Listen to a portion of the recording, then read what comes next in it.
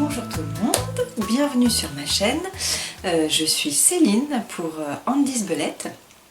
Je suis tricoteuse et créatrice de petits bijoux en pâte polymère pour vos ouvrages de tricot ou de crochet, des petits marqueurs, des contrants, etc.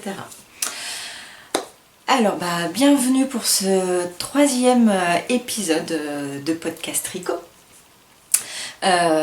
Aujourd'hui, je vais vous montrer des projets finis, des en cours et je vais vous parler aussi des petites news pour la future boutique en ligne des marqueurs. Alors, on va commencer par les projets terminés. Alors, j'ai le châle Lol & Hop de Une maille à la fois qui est terminé. Voilà. Il est super sympa. Voilà, en détail. Donc on joue en fait avec ce châle, on le fait avec un dé. Et c'est le dé qui va décider du nombre de rangs qu'on va faire au point mousse et du nombre de rangs ajourés qu'on va faire également. Alors là, je l'ai fait dans une laine de chez Lang Yarns, la 1000 coloris. Je vous mets toutes les infos le plus possible, j'espère que je n'oublie rien, mais je vous mets toutes les infos en description de la vidéo concernant les modèles, où trouver les patrons et les laines. Voilà, comme ça si vous avez envie de trouver quelque chose pour vous, allez voir en barre de description, normalement il devrait y avoir, et sinon vous me mettez un commentaire et je verrai, je vous répondrai. Voilà, donc en fait c'est une laine qui se dégrade toute seule, changement de couleur tout seul. Et on peut également, donc là c'est un seul écheveau. Donc c'est un seul écheveau qualité fingering, donc 400 mètres pour 100 grammes, et il me reste ça. Voilà. Donc il m'en reste quand même pas mal, mais je ne savais pas si je pouvais terminer, parce qu'en fait ce sont des répétitions de 4 rangs pour faire un motif, donc je savais pas trop si j'allais avoir assez pour faire la répétition des 4 rangs plus la finition en high cord.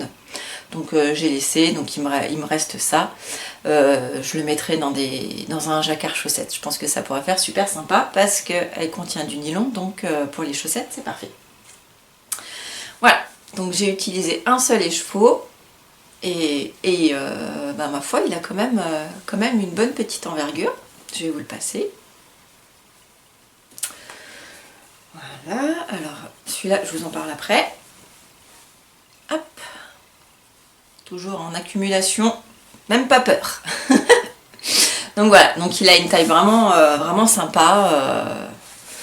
Il est vraiment chouette à porter. Donc oui, on le fait avec le dé. C'est le dé qui va décider du nombre de rangs au point mousse ou ajouré. Et on peut aussi le faire avec 2 écheveaux de 2 couleurs différentes. Et c'est également le dé qui va choisir quelle couleur vous allez prendre pour faire quel motif. C'est-à-dire pour savoir le nombre de rangs, vous allez lancer le dé. S'il vous dit 6 rangs, vous allez faire 6 répétitions. Et pour choisir la couleur, vous lancez le dé. Et si voilà, vous choisissez après telle couleur chiffre impair, telle couleur de laine chiffre pair. Et voilà, et donc si c'est un chiffre pair, vous prenez telle couleur pour faire le nombre de rangs, etc. etc. Donc on peut vraiment le moduler comme on veut. Je trouve ça vraiment super chouette.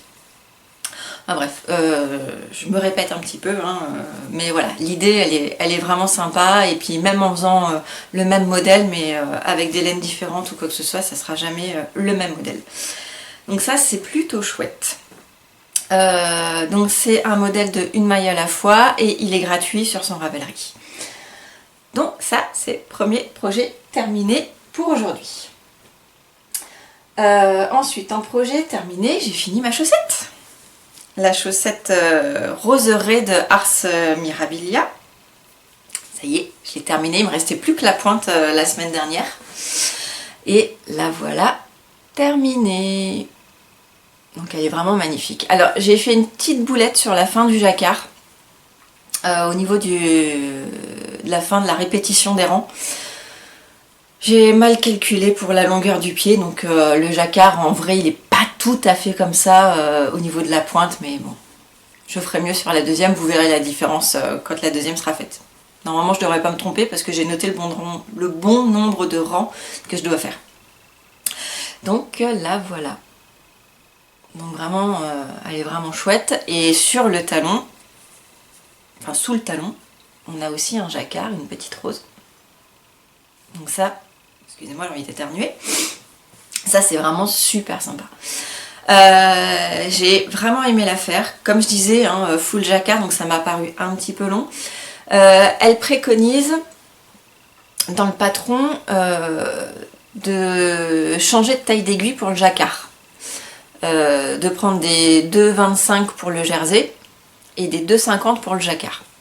Les premières que j'avais faites, celle-ci, les ronces, j'avais pas du tout changé pour le jacquard parce que de toute façon j'avais qu'une taille d'aiguille et la chaussette elle me va comme un gant, donc je me suis dit bah, c'est bon en fait, je fais attention à ma tension et puis ça devrait aller. Alors elle va, ça y a pas de souci, elle va, mais je sens qu'en full jacquard, il faut que je change de taille d'aiguille, ça sera plus confortable parce que là je sens que ça tire un petit peu juste sur le dessus du pied. Pas du tout au niveau de la tige, effectivement au niveau de la tige c'est pas un souci, mais à ce niveau là, au dessus du pied, là j'ai le pied qui est un petit peu plus serré. Alors je peux la porter, il n'y a pas de souci, mais effectivement en passer en 2,50, je pense que ce serait pas plus mal et plus confortable du coup pour tricoter et voilà, moins se dire il faut que je laisse vraiment du fil pour mon jacquard. Mais elle est vraiment chouette, j'ai rentré tous les fils. Ça c'est cool, donc vraiment l'envers, voilà, donc c'est une chaussette qui tiendra vraiment chaud au pied parce qu'elle est complètement doublée de jacquard quoi. Enfin doublée de jacquard, voilà, ça fait doubler les fils quoi. Donc voilà, je vous ai dit la semaine dernière que j'attendais, que j'allais récupérer des aiguilles en 2,25 de 60 cm pour faire du Magic Loop pour faire la pointe. Parce que la pointe Magic Loop en mini circulaire, ça me faisait mal aux doigts. J'ai eu des déboires. J'ai cru que j'allais devoir tout recommencer la chaussette à 2 jours de devoir rendre le test. Parce qu'en fait, j'ai changé mes aiguilles. Jusque-là, pas de souci. Mais erreur de débutante, hein, mais c'est comme ça qu'on apprend. Je ferai pas l'erreur 2 fois. J'ai fait mon Magic Loop dans le mauvais sens. Et je m'en suis rendu compte, j'avais déjà fait 6 ou 8 rangs de pointe. Et en faisant dans le mauvais sens, en fait, j'ai eu que du point mousse ici. Ah, ça me faisait une pointe en point mousse, enfin en vert du coup.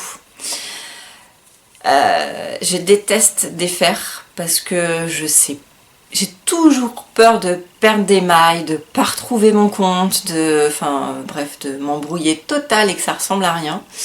Là, j'ai pas eu le choix. J'ai eu des suies. Vraiment, j'ai eu envie de pleurer. Clairement.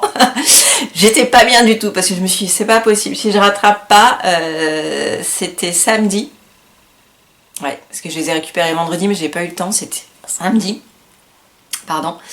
Et en fait, je me suis dit, mais c'est pas possible. Il faut rendre le test au plus tard mardi. J'ai pas le temps de la refaire. Impossible, donc il faut vraiment que j'y arrive. Alors j'ai réussi, hein, j'ai défait, j'ai réussi à récupérer des mailles. Miraculeusement, je suis retombée sur mes 64 mailles. Je sais pas comment. Alors j'ai repris mes mini circulaires. Hein, parce que voilà, je me suis dit pas 2 fois. J'ai repris les mini circulaires et j'ai réussi à finir la pointe. Vraiment, je sais pas, pour moi c'est un miracle que j'ai réussi à faire ça. Mais c'est bien, ça m'a montré que j'étais quand même capable de le faire.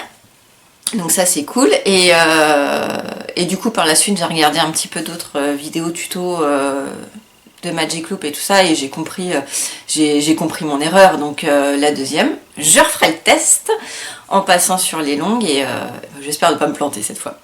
Mais oui, j'ai eu... voilà. Samedi soir c'était pas cool. Mais je suis super contente parce que j'ai réussi à rattraper ma bêtise et elle est vraiment jolie. Donc voilà, donc là c'était les deux encours terminés, donc le châle Lol & Hop et la chaussette roseraie de Ars Mirabilia.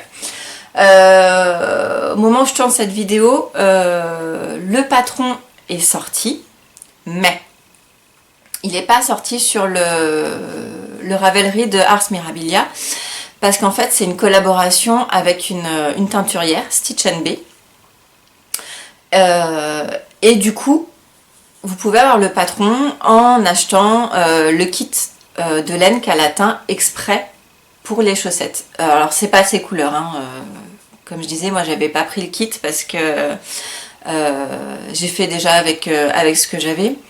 Et en plus, elle les envoyait un petit peu plus tard du moment où on pouvait démarrer le test. Et comme j'avais le test sur les 2 paires, j'avais vraiment peur d'être à la bourre. Donc j'ai fait tant pis, je fais avec ce que j'ai. Mais le kit qu'elle a teint pour vraiment ces paires de chaussettes est vraiment très très beau. Il y a plusieurs couleurs pour les fleurs. Il me semble qu'il y en a 3. Il y a violet, rose et rouge peut-être. Je sais plus le 3e. Mais enfin c'est vraiment très joli. Et donc en achetant son kit à chaussettes teint exprès pour les chaussettes, vous avez le patron. Donc pareil, je vous mettrai le lien dans la barre de description. Voilà. Du coup, on va parler des encours. Ça tombe derrière moi.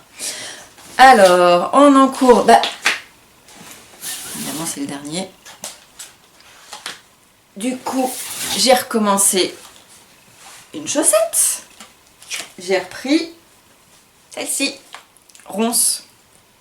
Parce que j'aimerais bien avoir les paires quand même. Donc je veux pas avoir le syndrome de la deuxième chaussette qui se fait jamais. Parce que je me connais, c'est comme les manches. C'est pénible. Donc je l'ai recommencé. Il y a 2 jours. Voilà. Bon, je tricote pas que ça. J'en suis là pour l'instant. Donc début du jacquard. Donc avec les mini. Je voulais essayer en Magic Loop.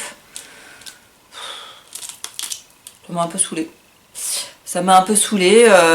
Parce que comme je commence à acquérir un petit peu de vitesse avec les mini circulaires, j'ai repris les mini circulaires et je ferai le Magic Loop pour la pointe. Voilà, donc pour l'instant, la deuxième, j'en suis au début. Voilà. Mais toujours super agréable à faire, quoi.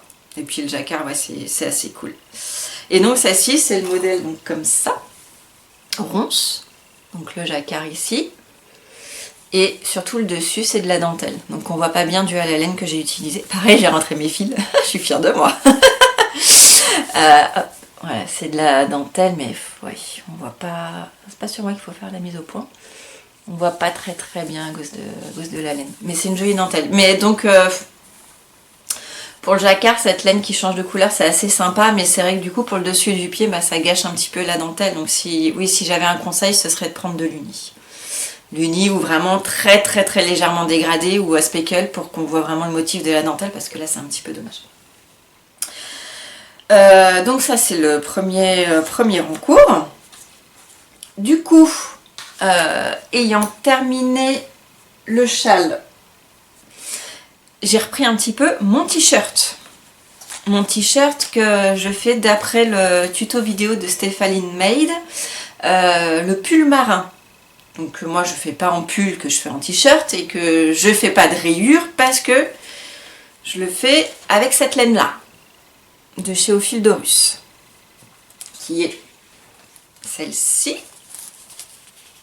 voilà, qui est la Gizeh Socks. C'est pas moi, c'est là, voilà. La Gizeh Socks qui est 75% mérinos superwash, 20% nylon et 5% silver stellina. Donc 100 grammes pour 100 mètres, c'est un figurine. Donc voilà. Donc j'ai commencé j'ai repris le t-shirt et j'en suis arrivée. Alors attendez. J'ai mis des embouts, donc j'aurais pas perdre les mailles. Donc c'est un t-shirt col V en raglan. Voilà, donc j'ai le col V ici, donc j'ai rejoint, donc maintenant je travaille en rond. Et là le prochain rang, c'est la séparation des manches. Voilà, j'ai les manches qui sont là. Donc je vais séparer les manches et puis après j'aurai plus qu'à dérouler. Donc voilà, donc il a un petit peu avancé. Donc ça c'est plutôt sympa et j'aime beaucoup la couleur, elle est vraiment chouette. Ça fait super. Et donc comme je disais, j'alterne pas les écheveaux parce que j'ai l'espoir de pouvoir faire ce t-shirt avec un seul écheveau pour pouvoir utiliser l'autre pour faire autre chose. Voilà, donc j'alterne pas et puis on verra bien. Et j'ai utilisé des petits embouts pour bloquer les mailles, voilà, que j'ai réalisé moi-même en pâte polymère, donc la même matière que les marqueurs. C'est un test pour l'instant. Voilà, je teste pour savoir si ça tient bien, mais pour le moment, c'est plutôt pas mal. Donc à voir, si jamais ça fonctionne bien, peut-être que c'est quelque chose que je proposerai aussi. D'ailleurs, ça me fait penser, j'ai plus le nom de la personne, mais si vous regardez, vous vous reconnaîtrez. J'ai eu un commentaire qui me disait que la personne utilisait pas mal les anneaux marqueurs pour le crochet, mais pas trop pour le tricot, et qui me demandait une démonstration. Et moi, alors vous verrez, vous allez apprendre à me connaître, je suis un petit peu tête en l'air, des fois je fais les choses très très vite, et j'ai lu le commentaire assez vite, je l'ai compris à l'envers.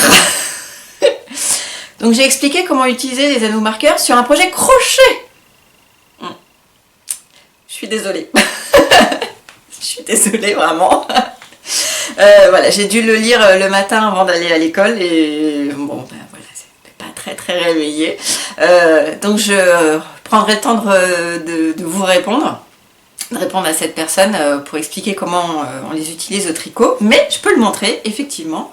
Par exemple, sur ce t-shirt, je les utilise pour marquer l'emplacement où je vais faire mes raglans. À l'endroit, c'est plus sympa. Voilà, donc les raglans, donc c'est les augmentations ici et ici pour faire l'ouverture des manches.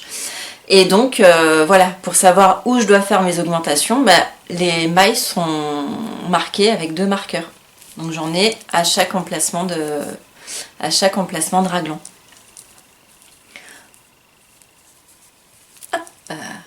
Voilà. Donc ça sert à ça dans les tricots, donc marquer effectivement les emplacements de raglan, ça peut être pour les chaussettes, à marquer le début du rang, comme on fait en rond, ça sert à marquer le début du rang, que j'ai aussi exactement sur mon t-shirt, et on peut aussi s'en servir quand sur un modèle on fait des répétitions de dentelle. Quand on a un certain nombre de mailles où on doit faire la dentelle, et entre chaque répétition on peut mettre un anneau marqueur, ce qui permet que si on se trompe ou si on a un doute, on revient facilement en fait sur la partie dentelle. C'est plus facile de compter plutôt que de tout reprendre depuis le début du rang ou autre quoi. Donc voilà comment on s'en sert. Donc ça c'est vraiment les petits anneaux qui ne s'ouvrent pas. Ce sont des anneaux fermés, donc on ne peut pas les utiliser pour le crochet. Voilà, c'est la différence entre le tricot et le crochet. Les anneaux fermés, c'est vraiment spécial tricot, et pour le crochet, il faut vraiment des anneaux qui s'ouvrent. Voilà, donc du coup, voilà l'avancée de mon t-shirt tiré du pull marin de Stephanie Maid. Donc tuto vidéo gratuit sur sa chaîne, pareil, je vous mettrai en description. Voilà pour ça, la laine je vous en ai parlé au fil de Russe, pareil je vous mettrai la description. Et du coup, troisième projet, j'ai entamé le châle électropop de laine poudrée que je fais en vert fluo pour offrir à ma maman. Donc avec le laine fluo de Lange, Jawohl. Et celle-ci, hop, voilà, de Au fil d'Horus. Alors c'est la même qualité que celle-ci, la même chose, hein, donc c'est la Gizeh Sox. sauf que c'est le coloris Momie. Voilà, donc ça vraiment super sympa. Et du coup, bah là je mets un petit coup de collier parce que j'ai à peine un mois pour le finir. Alors peut-être que pour certaines personnes c'est large, moi je crois pas. Et le voici. Donc on commence hop, par la pointe. On va venir faire une nervure centrale. Et donc au début c'est alternance de points mousse. On change juste les couleurs. Voilà. Et là j'arrive sur la partie dentelle. Ah, ça rend bien. C'est sympa parce qu'en fait on voit bien en vidéo, c'est cool. Donc voilà, donc là j'ai commencé la partie dentelle hier soir. Je dois dire que quand je l'ai commencé, j'ai eu des petites boulettes de nombre de mailles. Soit j'avais d'un côté une maille en trop ou d'autre pas, une paille assez, donc bon, j'ai bidouillé, je retombe sur mes pattes, c'est ce qui compte. Donc voilà, donc vachement sympa à faire, les couleurs, mais j'adore. Je suis pas trop vert fluo de base, mais en fait ça rend super bien. Ouais, je sais pas si vous avez vraiment le fluo, j'ai l'impression qu'à la caméra ça fait un peu plus pastel, parce qu'il est vraiment pète quoi. Mais ça fait vraiment sympa. Donc voilà, pareil là dans la bordure centrale, certains rangs où à l'envers, j'ai oublié de le faire en maille à l'envers. Bon, c'est pas dramatique non plus. Mais voilà, le modèle est plutôt chouette. Donc celui-là, c'est un modèle donc électropop de laine poudrée. C'est un modèle payant sur Ravelry. De mémoire, il est à 7,38 €. Mais alors, qu'est-ce qu'il est bien fait. Quand je l'ai imprimé, enfin quand je l'ai ouvert, j'ai vu 13 pages. J'ai fait waouh. Bon, moi il faut que j'imprime parce que sinon ça va pas. Mais en fait, il est super bien fait le tuto. Franchement, absolument tous les rangs sont notés. Quand il y a des répétitions, c'est noté dans un tableau. On peut cocher chaque rang qu'on a fait. On ne peut pas se perdre. En fait, c'est pas possible. On ne peut pas se perdre. Sauf si on oublie de cocher, bien sûr, quand on finit un rang. Voilà. Mais c'est vraiment super, super bien fait. Parce que sur le coup, j'ai vu le nombre de pages, je me suis dit, oh, mais il y a un boulot de fou sur ce chat, j'aurais jamais fini. J'ai commencé à avoir un peu peur. Et puis en fait, en me posant un petit peu mieux et en le lisant plus posément, j'ai remarqué que c'était juste les répétitions de rang. Oui, les répétitions de rang et que tout était bien noté pour pouvoir cocher. Donc en fait, ça prend de la place, mais c'est pas, voilà, c'est pas complètement fou non plus, quoi. Mais en fait, vraiment, vraiment super sympa. Vraiment, puis les couleurs, j'adore. Et cette forme de châle, en fait, j'avais jamais fait. Je voulais vraiment essayer, donc j'ai vraiment cherché une forme de châle comme ça. Et pour l'instant, je trouve ça plutôt sympa. Voilà. Donc voilà les encours du moment. Là je vois ma petite écharpe et je me suis dit que j'allais vous en parler, je ne l'ai toujours pas fait. Donc voilà, c'est une petite écharpe façon Sophie Scarf. Où moi j'ai trouvé un tuto YouTube, je ne sais plus l'auteur, mais pareil, je vous mettrai dans la barre de description. C'est le modèle Montmartre. Donc bon, clairement ça reprend le fameux modèle qu'on voit partout. Après je ne sais pas s'il est fait pareil, s'il est monté pareil, si là j'en ai aucune idée parce que je n'ai pas pris le patron de Petite Knit. Donc je peux pas comparer. Mais enfin vachement sympa à faire et je l'ai fait dans la laine de chez Lang Yarns, qualité zen.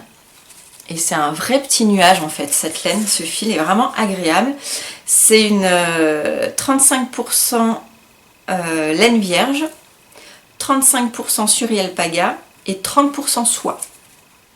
C'est une douceur de fou, une légèreté incroyable, c'est vraiment super agréable à porter. Donc ça j'aime beaucoup. Et sur la pelote qui fait combien ? 25 grammes je crois. Donc 25 grammes pour 200 mètres, donc c'est une...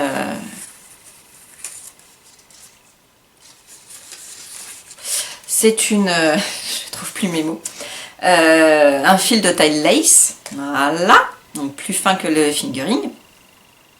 Mais comme c'est tout duveteux, voilà. Moi, celle-ci, alors j'ai pas noté, mais il me semble que je l'ai tricotée en 4,5. Vraiment, vraiment avec des grosses aiguilles, parce que je voulais vraiment quelque chose de très très aérien. Et ça rend quand même, voilà quoi. On voit pas complètement, c'est quand même assez opaque. Et donc il me reste quand même tout ça. Je l'ai pas pesé, mais je pense que j'ai plus de la moitié. Donc elle consomme vraiment pas grand chose, l'écharpe. J'ai trop envie de me faire le pull marin, cette fois en pull de Stephanie Made, avec celle-ci. Et avec des rayures jaune pâle. Même qualité, mais jaune pâle. Donc ça mélangerait vraiment le parme. Vous le voyez un petit peu plus bleuté, j'ai l'impression, que ce qu'il n'est. Il est légèrement plus, le parme est légèrement plus rouge. Donc j'aimerais vraiment faire ça avec des rayures jaune pâle parce que je me suis trouvé des petites chaussures mi-saison comme ça, couleur jaune pâle. Donc oui, je suis vraiment adepte des couleurs. J'ai des chaussures jaune pâle. Mais elles sont trop canon, faudrait que je vous les montre. Là je les ai pas, mais voilà. Et donc j'ai pensé et je trouvais que le parme allait super bien avec ce jaune pâle. Et ils ont la couleur quasiment identique aux chaussures dans cette gamme là. J'ai trop envie de me laisser tenter. Voilà, pour un petit pull mi-saison en fait, parce que c'est comme c'est super léger, c'est mi-saison, ou alors avec un sous-pull en dessous l'hiver. Je pense que ça peut être super agréable, mais bon, voilà, j'ai de quoi tricoter, donc pour l'instant, je réfléchis. Je réfléchis. Mais j'ai encore du budget cadeau d'anniversaire, donc je réfléchis. Voilà. Donc ça c'est une idée, mais déjà il faut que je termine. Parce que j'aimerais bien éviter de passer à plus de 3 en cours, parce que déjà 3 je trouve que c'est pas mal pour moi. Parce que quand je commence quelque chose, j'aime bien pas trop traîner dessus, parce que j'ai envie de porter des choses. Donc plus j'en fais, moi j'avance surtout en fait.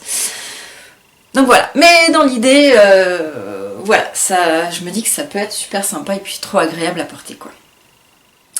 Voilà ce qui concerne le tricot. Ah oui, ce que je voulais faire sur le châle. Voilà, sur le châle Electropop, je voulais mettre un nanomarqueur pour vous montrer les avancées pour la prochaine vidéo. Donc je vais faire ça avec vous. Alors si je peux le mettre sur la maille centrale, ça pose pas de souci. Hop. Voilà. Et voilà, petit anneau marqueur. Voilà, ça va être pour vous montrer la progression. Celui-là, je vais pas le bouger. Je le mettrai dans le bon sens, ça sera plus sympa. Je vais pas le bouger, comme ça vous verrez la progression. Celui-ci, donc c'est le même type d'anneau. Je le bouge par contre parce qu'il est pour marquer ma marque centrale, pour sur les rangs envers, éviter d'oublier de la tricoter à l'envers. Voilà, c'est des choses que j'ai pas fait depuis le début, alors que c'est conseillé dans le patron, hein, mais bon... En faisant les erreurs qu'on apprend. Donc voilà, ça c'est fait. Concernant la future boutique en ligne pour les anneaux marqueurs. Donc je suis toujours en train de travailler dessus. J'attends toujours que les formalités se fassent avec la CMA. Je regarde 4-5 fois par jour, ça n'avance pas. C'est frustrant, mais je sais que ça va se faire.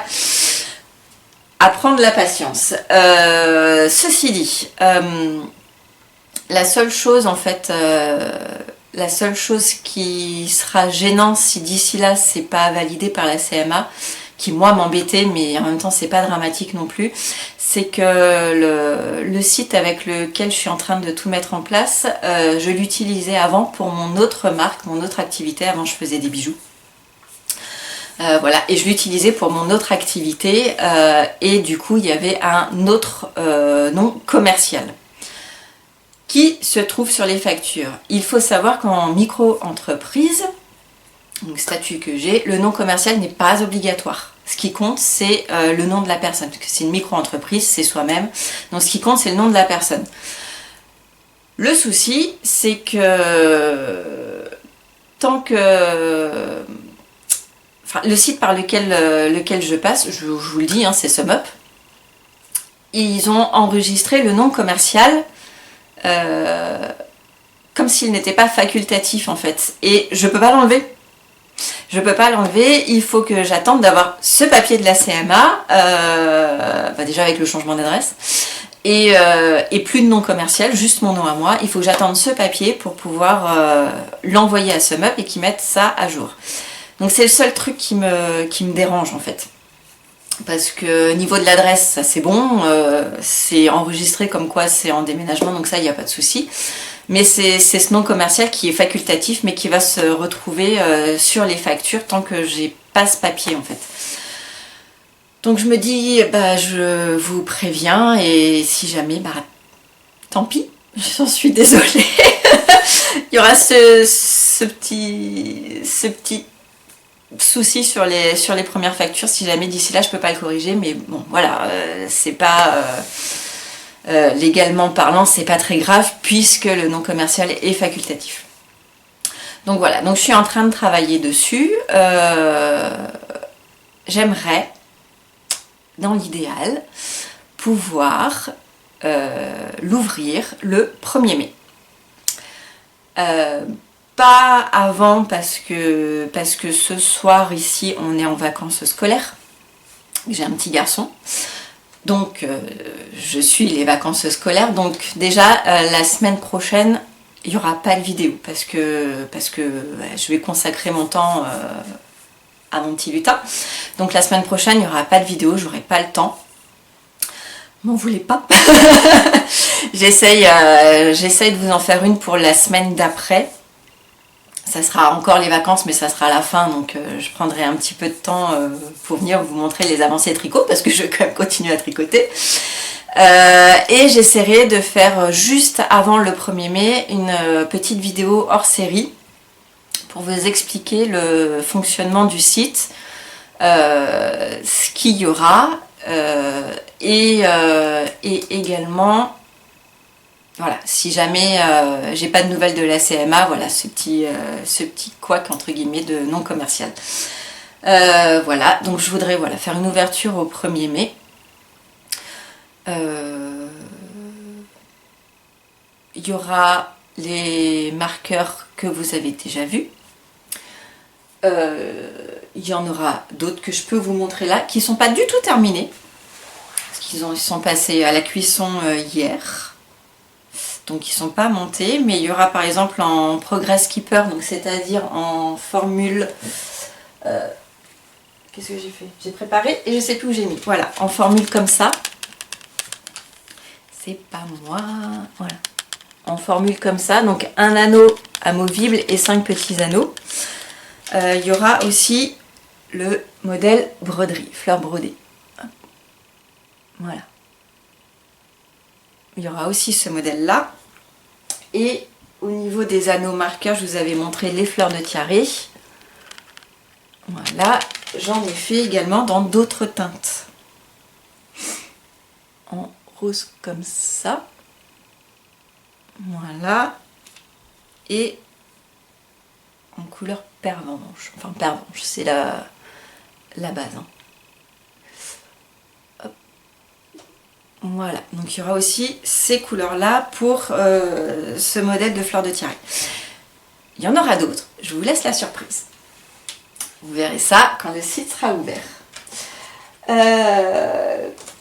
Donc vous pourrez passer commande directement sur le site, c'est sécurisé, il n'y a pas de souci avec ça. Je pense, après je verrai... comment ça fonctionne, si ça vous plaît. Je pense que je fonctionnerai en mise à jour et pas en commande spéciale, parce que le souci c'est que la polymère, pour durcir, ça cuit au four et je vais pas faire fonctionner le four pour une ou deux paires de marqueurs. C'est pas très écologique ni très économique. Donc, et je me vois pas vous dire oui, il faut que j'attende que j'ai tant et tant de commandes pour pouvoir le faire, vous envoyez votre commande. Non, ça c'est pas possible. Moi, voilà, vous commandez quelque chose, enfin, moi personnellement je commande quelque chose, j'ai envie de le recevoir le plus vite possible. Donc je me vois pas vous faire attendre. Donc ce qui sera sur le site, c'est en stock et ça sera prêt à partir. Donc c'est pour ça que je pense, si vous êtes au rendez-vous, hein, bien sûr, ça je ne sais pas, il n'y a aucune obligation, bien sûr, c'est voilà, c'est de la proposition et vous faites ce que vous voulez après. Mais si vous êtes au rendez-vous et que ça fonctionne, je fonctionnerai par petite collection et par mise à jour. Voilà, après au niveau des modèles, peut-être que je vous demanderai, je ferai des sondages pour vous demander si vous voulez voir revenir tel ou tel modèle ou pas spécialement, faire autre chose. Je verrai. Donc voilà pour les infos du site. Donc effectivement la semaine prochaine pas de vidéo, certainement une dans 2 semaines et une un petit peu avant pour vous parler de l'ouverture du site. Voilà. Voilà. Si, j'ai déjà oublié de vous en parler la semaine dernière.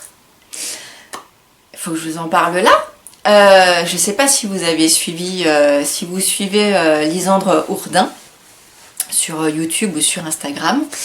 Moi, je la suis. Je l'ai découverte. Je la trouve très très agréable. Très sympa à regarder et elle organise pour à partir du 1er mai un Mystérical sur une paire de chaussettes, les chaussettes Quimper. Donc le principe du cal, c'est un knit along, c'est qu'on est plusieurs à tricoter le même modèle en même temps. Et un Mystérical, c'est qu'on est plusieurs à tricoter en même temps un projet dont on ne connaît pas la fin en fait, on ne sait pas à quoi ça va ressembler. Donc là on sait que c'est une paire de chaussettes, mais on ne sait pas du tout à quoi elle ressemble. Je suis tentée de la faire. Mais en fait j'ai déjà mes 2 paires de chaussettes à faire la deuxième. Mais je me dis que ça commence que le 1er mai. Le Mystérical s'étale sur 1 mois il me semble. Elle a fait une vidéo, je vous mettrai aussi le lien, elle a fait une vidéo YouTube pour expliquer un petit peu comment ça va se passer et quel coloris prendre pour mieux mettre en valeur le modèle. Et donc elle explique de mémoire que ça va se dérouler, ça sera en 4 étapes, donc normalement sur 4 semaines pour faire une chaussette, une demi-paire.